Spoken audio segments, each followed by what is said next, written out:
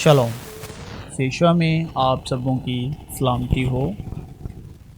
आज रूहुल कुद्स यानी पवित्र आत्मा कलाम हक यानी सच्चाई के वचन के वसीले यानी कलाम हक एड्रेस करता है यीशु मसीह को, क्योंकि यीशु मसीह ने कहा राह हक ज़िंदगी मैं हूँ और फजल और सच्चाई मसीह यीशु की मार्फत पहुँची और उसकी मामूरी में से हम सब ने पाया, यानी फजल पर फजल और सच्चाई और हिकमत और मुकाशफा की रूह यानी प्रकाश की रूह में हदायत करने जा रहा है कलाम हक। एक तो खुदा के घर के विषय में जिसे हम चर्च के नाम से जानते हैं, और दूसरा विषय है शादी। जाहिर सी और साफ साफ लफ्ज़ों में हम सब मसीह पर ईमान लाने वाले हैं। हम सब मसीह पर ईमान लाने वाले हैं, तो हमें सिर्फ वो सुनना चाहिए जो मसीह की जुबान से निकला है। हमें वो सुनना चाहिए जो मसीह की जुबान से निकला है, ना कि अपने तर्क को यानी अपनी बात को साबित करने के वास्ते एज अ लॉ बुक के वास्ते तर्कवादी और बहस का मुद्दा बनाते हुए फक्की फरीसियों यहूदियों की तरह, जो कि ये एक मर्ज है। मर्ज कहते हैं बीमारी को, तो जो कि ये एक मर्ज है बहस करना। तो जैसे कि सवाल करना भी, कहीं से भी बाइबल में से कलाम को आगे लाकर, क्योंकि कलाम जो लिखा हुआ है उसमें हर एक चीज़ का, हर बात का एक वक्त है। ठीक है, हर एक चीज़ का, हर एक बात का जो ज़मीन के ऊपर वाक़यात हुआ है आसमान के नीचे, उसका एक वक्त है, मुकर्रर वक्त है। तो अपनी बात को साबित करने वाला इंसान जो है वो किसी इंसान की खिलाफत नहीं करता, बल्कि खुदा की रूह का निरादर करता है, उसकी खिलाफत करता है। क्योंकि कलाम तो खुदा का ही है, यानी कलाम ही खुदा है। इब्तिदा में कलाम था, कलाम खुदा के साथ था, कलाम ही खुदा था। तो कलाम ही खुदा था, कलाम हक है यीशु मसीह। मगर कलाम के पीछे की मर्जी, मंशा, नियत, इरादा भी खुदा का हो तो राह हक की पहचान का नूर इंसान के दिल में यानी जिंदगी में जलवागर होता है, यानी रोशन होता है। क्या हमने अभी क्या बोला कि कलाम तो जो बाइबल में लिखा हुआ है वो खुदा का ही है।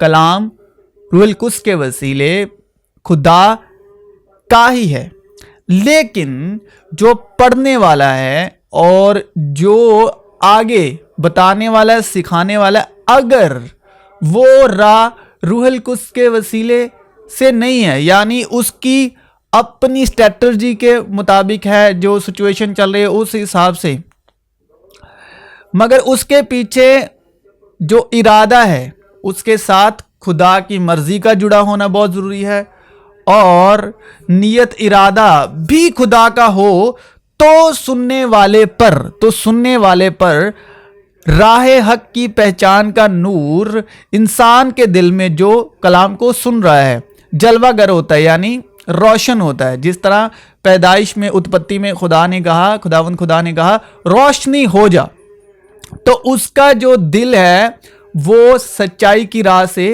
रोशन होता है, सच्चाई की राहें रोशन होती हैं उसके लिए।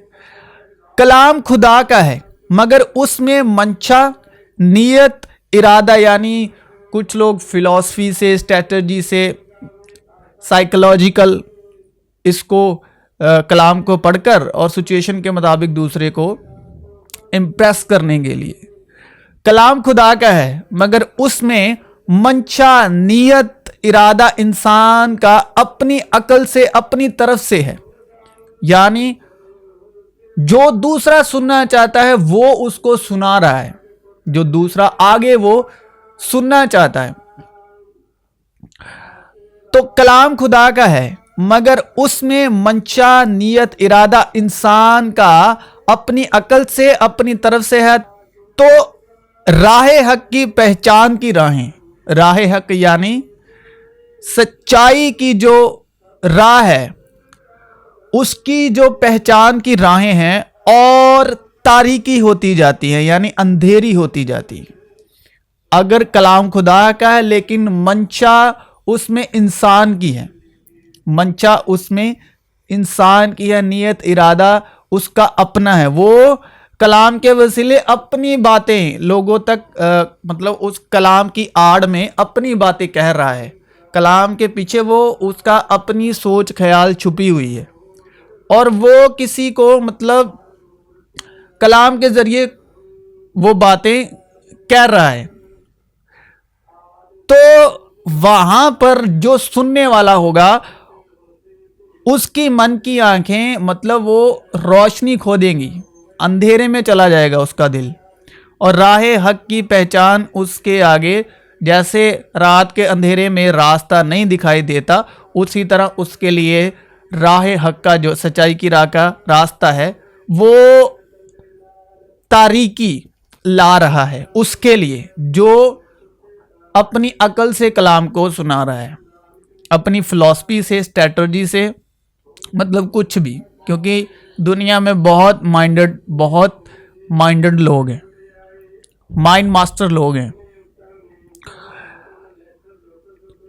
इसलिए मैं तुमसे कहता हूं कि आदमियों का हर गुनाह और कुफर तो मुआफ किया जाएगा, मगर जो कुफर रूह के हक में हो वो मुआफ ना किया जाएगा। और जो कोई इब्ने आदम के बरखिलाफ कोई बात कहेगा वो तो उससे मुआफ की जाएगी, मगर जो कोई रूहल कुद्स के बरखिलाफ कोई बात कहेगा वो उसे मुआफ ना की जाएगी, ना इस आलम में ना आने वाले में।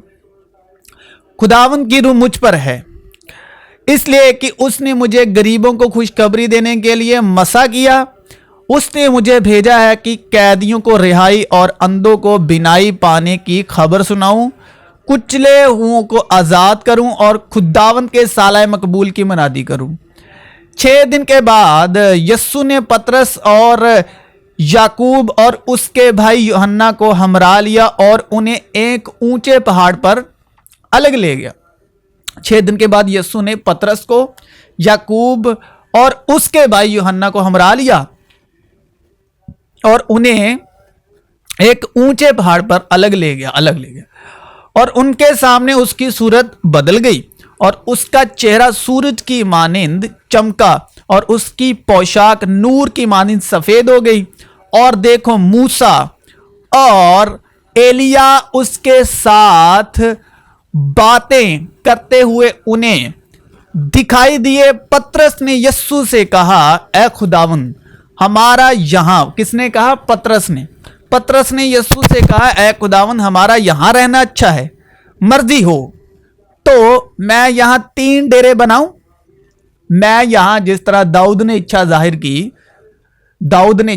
की उसी तरह पतरस क्या कह रहा है, मैं यहां 3 डेरे बनाऊं, एक तेरे लिए यानी एक यीशु मसीह के लिए फजल और सच्चाई का डेरा, एक मूसा के लिए यानी मूसा जो है व्यवस्था, व्यवस्था तो मूसा की राही दी गई, ठीक है।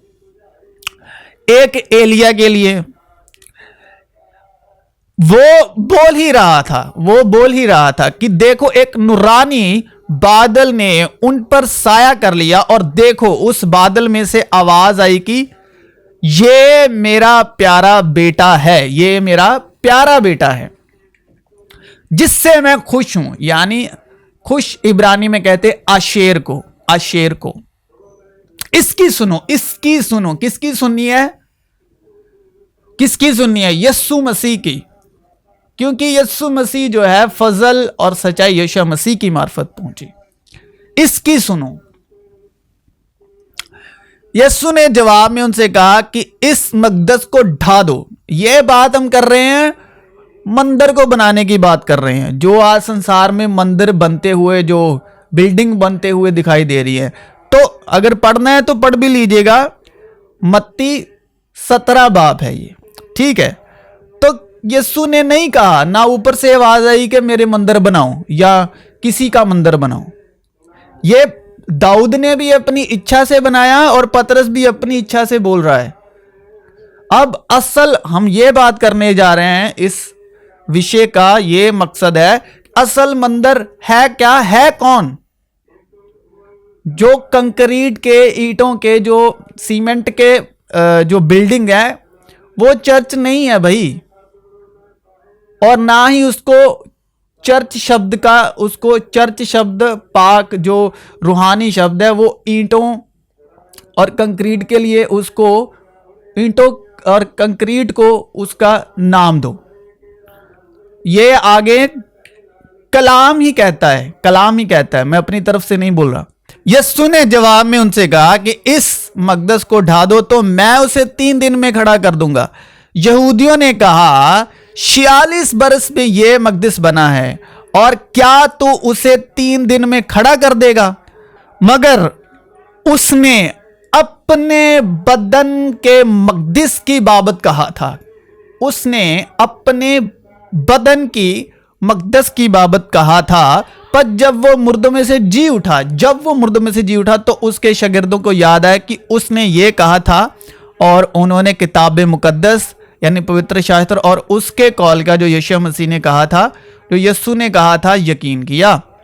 और यीशु के पकड़ने वाले उसको कैफा नाम सरदार काहिन के पास ले गए, जहां फकीर और बुजुर्ग जमा हो गए थे। और पतरस फासले पर उसके पीछे पीछे सरदार काहिन के दीवान खाने तक गया और अंदर जाकर प्यादों के साथ नतीजा देखने को बैठ गया। और सरदार काहिन और सारे सदर अदालत वाले यस्सु को मार डालने के वास्ते उसके खिलाफ झूठी गवाही ढूंढने लगे, मगर ना पाई। गो कि बहुत से झूठे गवाह आए, लेकिन आखिरकार 2 गवाहों ने आकर कहा कि इसने कहा है मैं खुदा के मकदस को ढा सकता और 3 दिन में उसे बना सकता हूं। और राह चलने वाले सिर हिला हिलाकर उसको लानत करते और कहते थे, ए मकदस के ढाने वाले और 3 दिन में बनाने वाले, अपने ताई बचा अगर तू खुदा का बेटा है तो। और यहां पर ये क्या बोल रहे हैं, खुदा का बेटा। लेकिन यीशु खुदा का प्यारा प्यारा प्यारा प्यारा बेटा है। इस शब्द को जब खुदा को बेटा कहना है तो कभी भी खुदा को अकेला बेटा नहीं कहना है। खुदा यानी यीशु मसीह खुदा बाप का प्यारा बेटा है, नॉट ओनली बेटा। ओके, तो सलीब पर से उतरा। इसी तरह सरदार काहिन भी, क्योंकि अबलीस ने भी यही कहा था कि अगर तू खुदा का बेटा है, लेकिन यस्सु खुदा बाप का प्यारा बेटा है तो सलीब पर से उतरा। इसी तरह सरदार काहिन भी फकीहों और बुजुर्गों के साथ मिलकर ठट्ठे से कहते थे, इसने औरों को बचाया, अपने ताई नहीं बचा सकता, ये तो इज़राइल का बादशाह है। अब सलीब पर से उतर आए तो हम उस पर ईमान लाएं। फिर उसने उनसे कहा कि ये मेरी वो बातें हैं जो मैंने तुमसे उस वक्त कही थी जब तुम्हारे साथ था, कि जरूर है कि जितनी बातें मूसा की तौरात, नबियों के शहीफों और जबूर में मेरी बाबत लिखी हैं पूरी हों। फिर उसने उनका जहन खोला ताकि किताब मुकद्दस को समझे। अब देखिए, जो पवित्र शास्त्र की बातें वो यस्सु के हक में लिखी हुई हैं, यस्सु के हक में। तो यस्सु ने आगे हमें रूहुल कुद्स दिया है, वो हमारी हिदायत करता है। रूहुल कुद्स जो है वो यस्सु से हिदायत पाकर एक ईमान वाले की, जिसने रूहुल कुद्स की बख्शिश हासिल है, वो उसको हिदायत करता है। ठीक है, जो पुराने अहद पवित्र शास्त्र की बातें वो यशुआ के हक में है, चाहे वो मूसा की पहली 5 किताबें हों, चाहे वो नबियों के शहीफे हों, जबूर में वो सारी बातें यीशु मसीह के हक में लिखी हुई हैं। यूहन्ना 5 बाब आप पढ़ सकते हैं कि सारी बातें मेरे हक में लिखी हुई हैं। और तुम पवित्र शास्त्र में यानी किताब मुकद्दस में जिंदगी ढूंढते हो, लेकिन जिंदगी मुझ में है। जिंदगी किस में है? जिंदगी तो यीशु मसीह में है। तो जिंदगी मुझ में है, तुम मेरे पास जिंदगी पाने के लिए आना नहीं चाहते, क्योंकि तुम किताब मुकद्दस में ढूंढते हो कि तुम्हें हमेशा की जिंदगी वहां से मिलती है। तो वो तो मेरे हक में गवाही दी गई है, चाहे वो मूसा की तौरात हो, चाहे वो नबियों के शहीफे हो, चाहे वो जबूर हो। तो वो यीशु मसीह जो जिस्मानी यीशु जिस्म के तौर पर शरीयत के अधीन पैदा हुए और सलीब दिए गए, वो तो उनकी जिस्मानी गवाही है। लेकिन जो आज के दौर का जो मसीह है, उसके लिए रूहुल कुद्स है। रूहुल कुद्स जो है सच्चाई का रूह है, वो अगवाही करता है आज के मसीह की। रूहुल कुद्स यीशु मसीह की बातों में सिखाता है और यीशु मसीह की बातें याद दिलाता है।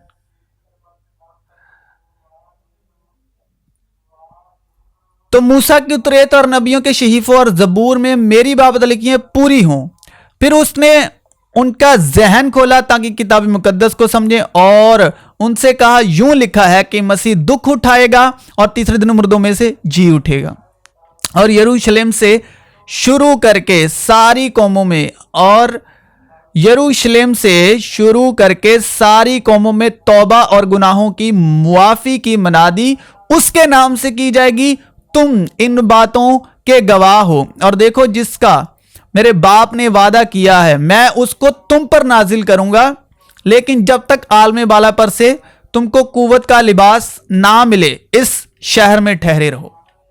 जो इंसान है, वो जो उसने अपनी अकल से, अपनी नियत इरादे से, अपनी उसमें मंशा है, उसकी अपनी मंशा है, तो वो जो बनाई गई इमारत को उसको खुदा के घर का नाम देकर अपना नाम बनाने के लिए चलाता है। खुदा के घर का नाम देकर अपना नाम बनाने के लिए चलाता है। खुदा के नाम की आड़ में अपना नाम करता है। पैदाइश 11, उत्पत्ति 11।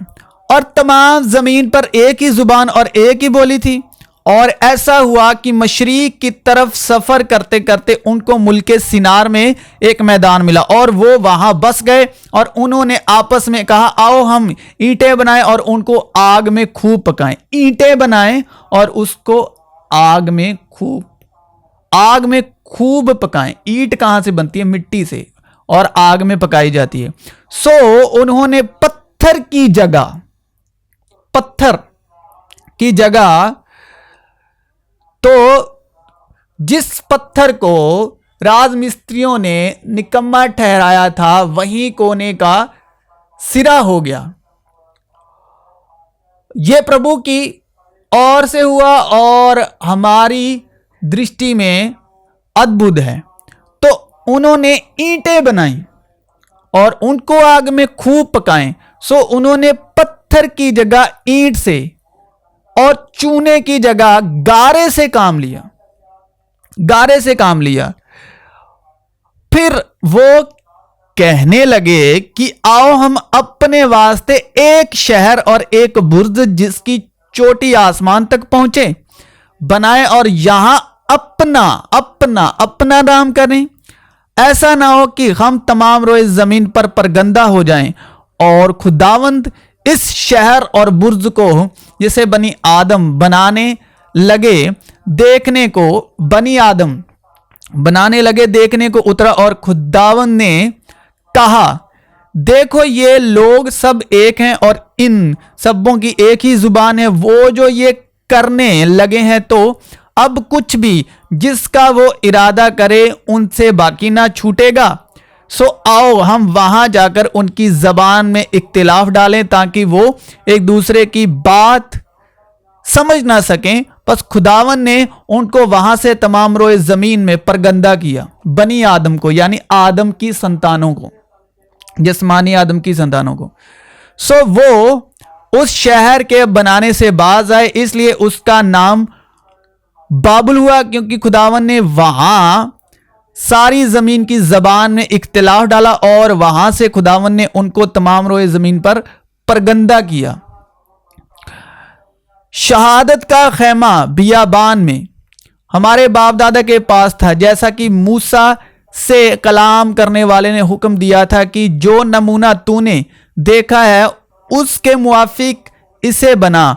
उसी खेमे को हमारे बाप दादा अगले बुजुर्गों से हासिल करके यहोशू के साथ लाए, जिस वक्त उन कौमों की मलकियत पर कब्जा किया जिनको खुदा ने हमारे बाप दादा के सामने निकाल दिया, और वो दाऊद के जमाने तक रहा। उस पर खुदा की तरफ से फजल हुआ और उसने दरख्वास्त की। किसने की? दाऊद ने दरख्वास्त की कि मैं याकूब के खुदा के वास्ते मस्कन तैयार करूं, मगर सुलेमान ने उसके लिए घर बनाया, लेकिन बरी ताला हाथ के बनाए हुए घरों में नहीं रहता।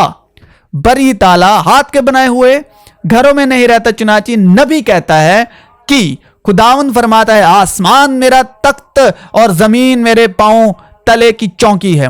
तुम मेरे लिए कैसा घर बनाओगे? या मेरी आरामगाह कौन सी है? मेरी आरामगाह, उसकी आरामगाह वहां है जहां ईमान है। या मेरी आरामगाह कौन सी है? ये सब चीजें, पूरी कायनात, कुदरत मेरे हाथ से नहीं बनी। ए गर्दन कशो और दिल और कान के नामख्तूनों, तुम हर वक्त रूहल कुद्स यानी पवित्र आत्मा की मुखालफत करते हो। जैसे तुम्हारे बाप दादा करते थे वैसे ही तुम भी करते हो। देखिए, तो वो घर है जो सच में खुदा का घर है, मगर एक वो है जो इंसान बनाता है जमीन पर ईंटों की बिल्डिंग, जिसको खुदा के नाम का टैग लगाकर खुदा का घर बनाकर घोषित किया जाता है, और जो असल में सच्चाई के तौर पर खुदा का घर है उसमें तो हमेशा शैतान रहता है। और जहां उन्होंने खुद रहना होता है, जो बिल्डिंग बनाकर जहां वो खुद रहते हैं वहां खुदा है, और जहां जो खुदा का घर है तो वहां पर जब वो लोग आते हैं तो उनको शैतान बोला जाता है कि इनमें शैतान है। असल में जहां शैतान है वो तो खुदा का घर है, लेकिन और जो असल खुदा का घर है उसमें तो हमेशा शैतान रहता है, बसा रहता है, जो यस्सु के नाम से निकाला जाता है। और जो शैतान का घर है वहां खुदा रहता है। जो शैतान का घर है वहां खुदा रहता है। तो हम बात कर रहे हैं, ये संसार में कहने वाले कहते हैं और दर्शाते भी हैं, और देखने वाले देखते हैं, सुनने वाले सुनते भी हैं, और यकीन करने वाले यकीन भी करते हैं। बस उनके फलों से तुम उन्हें पहचान लोगे। जो मुझसे ऐ खुदावन कहते हैं, उनमें से हर एक आसमान की बादशाहत में दाखिल ना होगा, मगर वही जो मेरे आसमानी बाप की मर्जी पर चलता है। उस दिन बहुतेरे मुझसे कहेंगे, ऐ खुदावन, क्या हमने तेरे नाम से नबूवत नहीं की और तेरे नाम से बदरूहों को नहीं निकाला? तेरे नाम से बदरूहों को नहीं निकाला और तेरे नाम से बहुत से मौजे नहीं दिखाए? उस वक्त मैं उनसे साफ कह दूंगा कि मेरी कभी तुमसे वाकफियत ना थी। ऐ बदकारों, मेरे पास से चले जाओ। उस वक्त रूह यस्सु को जंगल में ले गई ताकि अबलीस से आजमाया जाए, और 40 दिन और 40 रात फका करके आखिर को उसे भूख लगी, और आजमाने वाले ने पास आकर उससे कहा। तब अबलीस उससे मुकद्दस बोलते हैं पाक, और लेके कौन गया? लेके कौन जा रहा है जमीन पर? जो संसार का पाक शहर है, संसार का, ठीक है, संसार का पाक शहर है। कौन लेके गया? अब्लीस लेके जा रहा है संसार के पाक शहर में, मुकद्दस शहर में ले गया और हैकल के कंगूरे पर खड़ा करके उससे कहा, यानी कि जो उसकी छत है उसके किनारे पर कंगूरे पर खड़ा करके उससे कहा कि अगर तू खुदा का बेटा है, अगर तू खुदा का बेटा है। यहां पर अब्लीस ने क्या शब्द इस्तेमाल किया? अगर तू खुदा का बेटा है तो अपने ताई नीचे गिरा दे, क्योंकि लिखा है कि वो तेरी बाबत अपने फरिश्तों को हुक्म देगा और वो तुझे हाथों पर उठा लेंगे, ऐसा ना हो कि तेरे पांव को पत्थर की ठेस लगे। क्या तुम नहीं जानते कि तुम्हारा बदन, आपका, मेरा, जो भी मसीह पर ईमान लाता है, हर किसी का। तो हम अक्सर कहते हैं कि बुलाए हुए तो बहुत हैं मगर चुने हुए कम है। अब जो मसीह की सलीबी मौत है, सलीबी सैक्रिफाइस है, तो बुलाते हम कैसे हैं? बाहें फैलाकर। और सलीब पर क्या फैलाएगी? बाहें। और बुलाया किसको? पूरे जगत को, पूरे जगत को। तो बुलाए हुए तो बहुत हैं, यानी लहू से धुलना। तो बुलाए हुए तो बहुत है, यानी बुलाहट तो सबको है सलीब पर। इस तरह से सलीब पर मसीह यीशु ने बाहें फैलाई। तो बुलाए हुए तो बहुत है लेकिन चुने हुए कम है। जो चुने हुए हैं जिनको रूहुल कुद्स की बख्शिश हासिल होती है, वो चुने हुए हैं। जिनको रूहुल कुद्स की जो बादशाहत में दाखिल होते हैं वो चुने हुए हैं। लेकिन बुलाहट सबको है, बुलाहट पूरे संसार को है, पूरी कायनात को है बुलाहट। लेकिन जो बादशाहत में दाखिल होता है वो चुना हुआ है। क्या तुम नहीं जानते कि तुम्हारा बदन, मेरा बदन, हर एक का बदन रूहुल कुद्स का मकदस है? रूहुल कुद्स का मकदस है जो तुम्हें बसा हुआ है। और तुम्हें बसा हुआ है, बसना नहीं है, आना नहीं है कहां से ना, बसा हुआ है, ऑलरेडी बसा है। क्योंकि लिखा है इब्तिदा में कलाम था, वो तो शुरू से था। इब्तिदा में कलाम था, कलाम खुदा के साथ था, कलाम ही खुदा था, सारी चीजें उसी के वसीले से पैदा हुई। तो वो तो पहले से है, थे नहीं तो हम नहीं थे, होना नहीं है तो आगे को हमने नहीं होना है। वो था, वो है, वो रहने वाला है और रहेगा। तो वो कहीं से ना आता है ना कहीं को जाता है। वो था, वो है, वो रहेगा। आते हैं तो हम आते हैं और फिर जहाने कूच कर जाते हैं, मिट्टी से निकलते हैं, मिट्टी में फिर वापस चले जाते हैं। आते हैं तो हम आते हैं, है नहीं कुछ तो हमारे लिए नया है नहीं कुछ तो हमारे लिए नहीं है। खुदा तो है, लेकिन जब हम नई नई सोच समझ हमें आती है तो हम ढूंढने लगते हैं। तो जहान तो हमारे बाप दादा से पहले भी चल रहा था, सब कुछ, कायनात, कुदरत, सब कुछ पहले भी था, है और रहेगा। ठीक है। तो रूहुल कुद्स का मकदस, कि तुम्हारा बदन रूहुल कुद्स का मकदस है जो तुम्हें बसा हुआ है। वो तो बसा हुआ है और तुमको खुदा की तरफ से मिला है, मिलना नहीं है, मिलेगा नहीं, मिला है। वो बसा हुआ है, मतलब वो है नहीं तो हम नहीं हैं, होंगे नहीं तो हम नहीं होंगे। वो है, वो वेट करता है, वो तो इंतजार करता है। और तुम अपने नहीं, क्योंकि कीमत से खरीदे गए हो। कीमत से, यीशु की सलीबी मौत से, सलीबी लहू से, जो उसके बदन का पाक लहू है, उससे खरीदे गए हो। पूरे जगत को उसने खरीदा। बस हम वो लोग हैं जिनको उसने अपनी पहचान का रूप दे दिया। लेकिन कुछ हैं अभी संसार में जिन पर वो पहचान जाहिर नहीं हुई, लेकिन है वो भी खुदा ने जान उनके लिए भी दी है। क्योंकि कीमत से खरीदे गए हो, बस अपने बदन से खुदा का जलाल जाहिर करो। क्या तुम नहीं जानते कि तुम खुदा का मकदस हो और खुदा की रूह तुम में बसी हुई है? क्या तुम नहीं जानते कि तुम खुदा का मकदिस हो, मंदिर हो, चर्च हो, तुम्हारा बदन जो है, मेरा बदन जो है, हर किसी का बदन जो है, और खुदा की रूह तुम में बसी हुई है, तुम में बसी हुई है।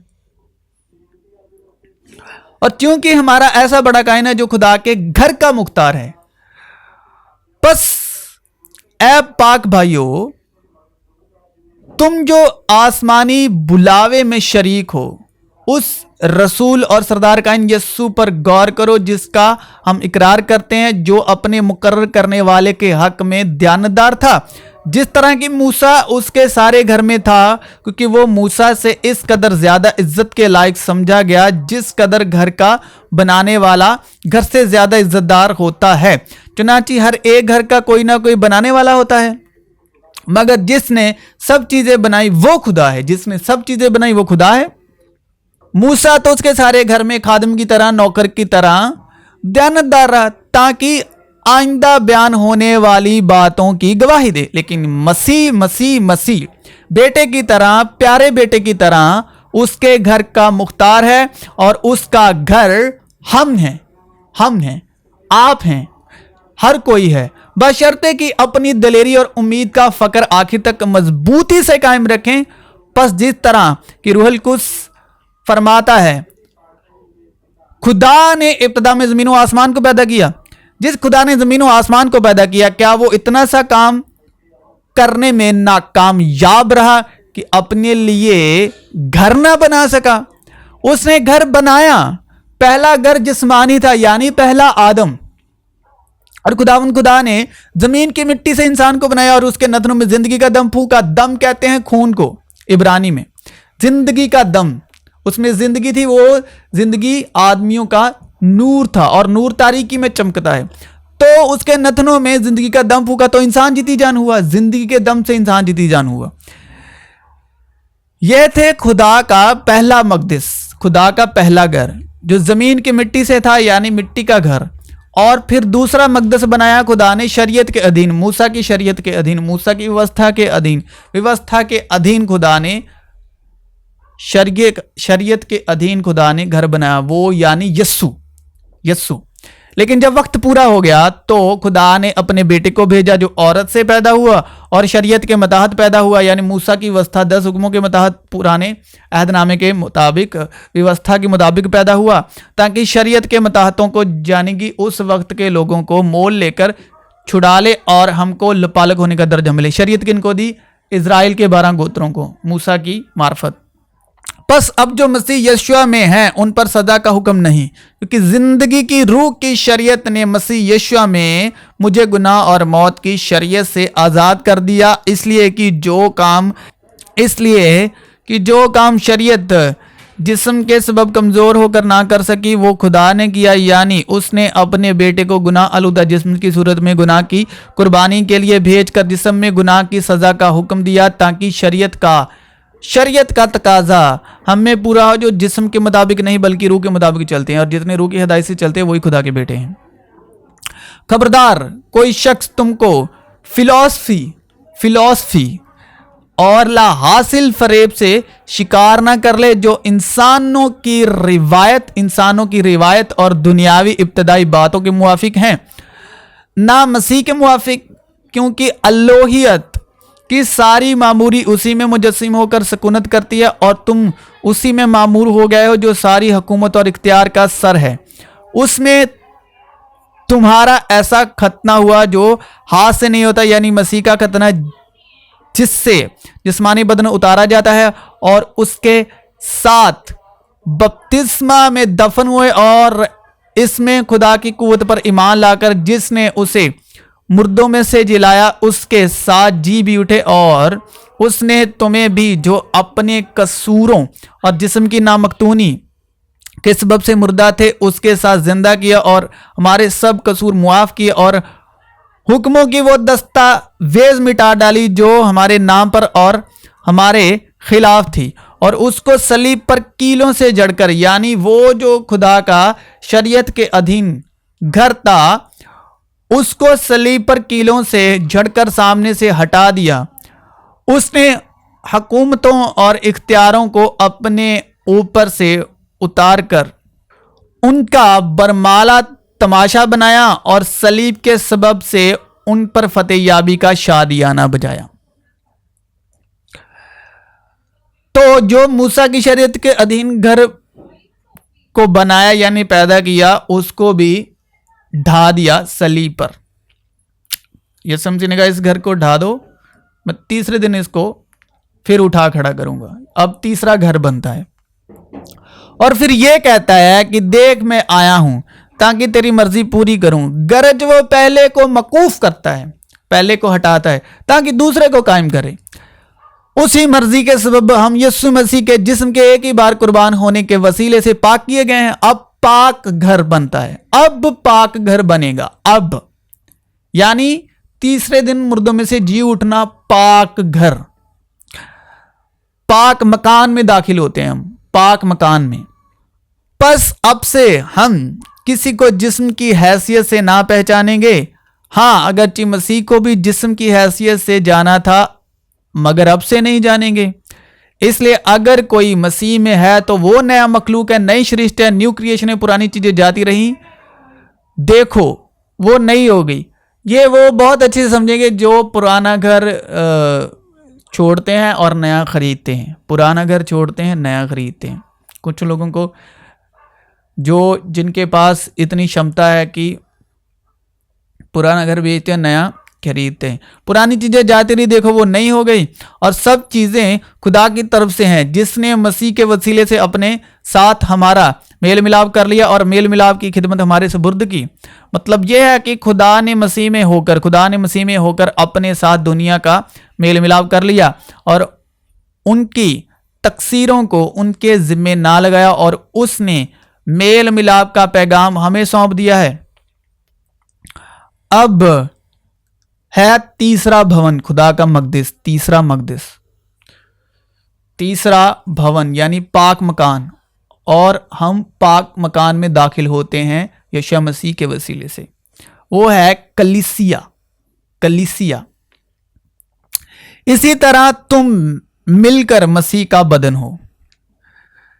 इसी तरह हम भी जो बहुत से हैं मसीह में शामिल होकर एक बदन हैं, क्योंकि शौहर बीवी का सर है जैसे कि मसीह कलीसिया का सर है और वो खुद बदन का बचाने वाला है।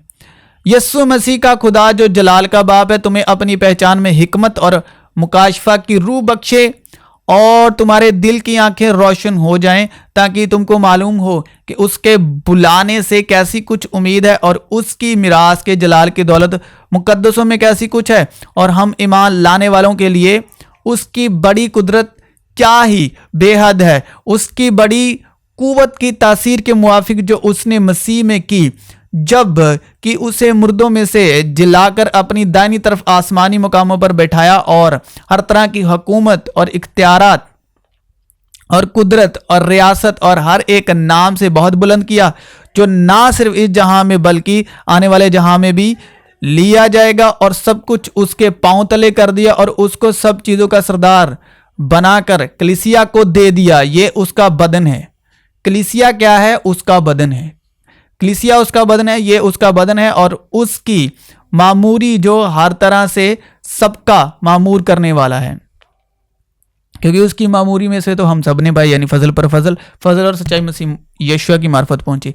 बस अब तुम परदेसी और मुसाफिर नहीं रहे बल्कि मुकद्दसों के हम वतन और खुदा के घराने के हो गए हो और रसूलों और नबियों की नींव पर जिसके कोने के सिरे का पत्थर खुद मसीह यीशु है तामीर किए गए हो।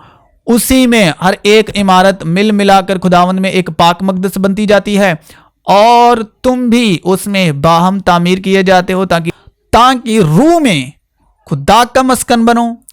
मैंने उस तौफीक के मुवाफिक जो खुदा ने मुझे बख्शी दाना मीमार की तरह नींव रखी और दूसरा उस पर इमारत उठाता है। बस हर एक खबरदार है कि वो कैसी इमारत उठाता है, क्योंकि सिवा उस नींव के जो पड़ी हुई है और वो यीशु मसीह है कोई शख्स दूसरी नहीं रख सकता। और अगर कोई उस नींव पर सोना या चांदी या बेशकीमत पत्थरों या लकड़ी या घास या भूसे का रद्दा रखे तो उसका काम जाहिर हो जाएगा, क्योंकि जो दिन आग के साथ जाहिर होगा वो उस काम को बता देगा और वो आग खुद हर एक का काम आजमा लेगी कि कैसा है। जिसका काम उस पर बना हुआ बाकी रहेगा वो अजर पाएगा, और जिसका काम जल जाएगा वो नुकसान उठाएगा लेकिन खुद बच जाएगा मगर जलते जलते। क्या तुम नहीं जानते कि तुम खुदा का मकदिस हो? क्या तुम नहीं जानते कि तुम खुदा का मकदिस हो और खुदा की रूह तुम में बसी हुई है? अगर कोई खुदा के मकदिस को बर्बाद करेगा, खुदा उसको बर्बाद करेगा, क्योंकि खुदा का मकदिस पाक है और वो तुम हो। कोई अपने आप को फरेब ना दे। अगर कोई तुम में अपने आप को इस जहां में हाकिम समझे तो बेवकूफ बने ताकि हाकिम हो जाए, क्योंकि दुनिया की हिकमत खुदा के नजदीक बेवकूफी है। चुनाचे लिखा है कि वो हाकिमों को उन्हीं की चालाकी में फंसा देता है, और ये भी कि खुदावंद हाकिमों के ख्यालों को जानता है कि बातिल हैं। बस आदमियों पर कोई फक्र ना करे, क्योंकि सारी चीजें तुम्हारी हैं, खवा पौलस हो खवा अपोलस, खवा कैफा खवा दुनिया, खवा जिंदगी, खवा मौत, खवा हाल की चीजें, खवा इस्तिकबाल की, सब तुम्हारी हैं और तुम मसीह के हो और मसीह खुदा का है।